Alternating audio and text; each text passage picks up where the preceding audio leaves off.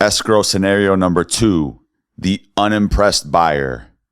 This is the scenario where the buyer is initially interested in the property. They send the first escrow payment and then perform due diligence on the property, but find out they are no longer interested in the property. It wasn't what they were expecting. Maybe they changed their mind for various reasons. They are allowed to pull their money out. The seller does have the ability to deny the pullout, but the seller doing that in an erratic way is mitigated by the multi-sig feature of the wallet assigned to the sell side.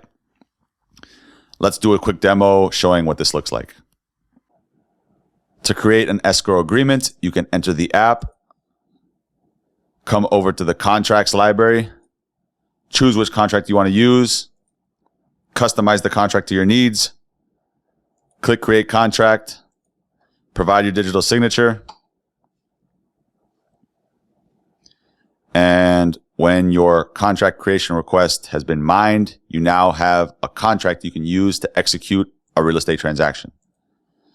This is the case of the unimpressed buyer, so let's do all of the prerequisites. Let's send our deposit onto the blockchain. In order to use a smart contract, you have to make a deposit that you can get back when you're done using the smart contract. This is an incentive to prevent people from using the blockchain for pointless applications. Let's now opt in the contract to receive or hold the medium of exchange tokens. In this scenario, it's USDCA.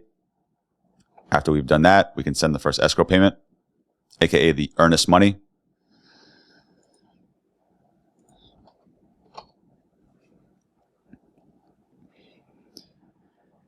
And now that we're in the inspection period, we can visit the property, make sure it's what we expect, but let's assume that we're not impressed by what we see or we change our mind for whatever reason. We can pull out.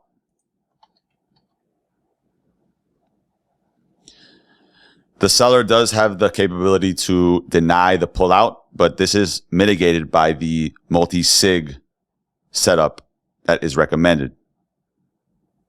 The seller and the realtor are unlikely to want to sabotage their reputation by erratically going into arbitration, right? So this is a social restraint or mechanism to prevent the seller from pointlessly having the buyer denied of their pullout request. We can see that the smart contract has recorded that the buyer has requested a pullout. And assuming there is no arbitration, sometimes there will be arbitration. Let's say the buyer comes in, burns the house down, knocks over a fish tank, breaks a table, who knows? If there is no arbitration, however, after the moving date, which is the middle point between the inspection period ending and the closing date, just to keep it balanced, that was my logic. After the moving date, assuming no arbitration, the buyer will be able to get their earnest money back from the contract.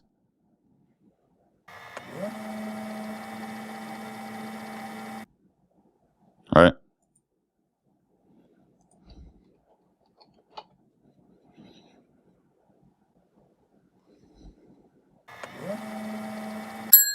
All right. The buyer gets their money back. Beautiful. So that is the scenario I call the unimpressed buyer.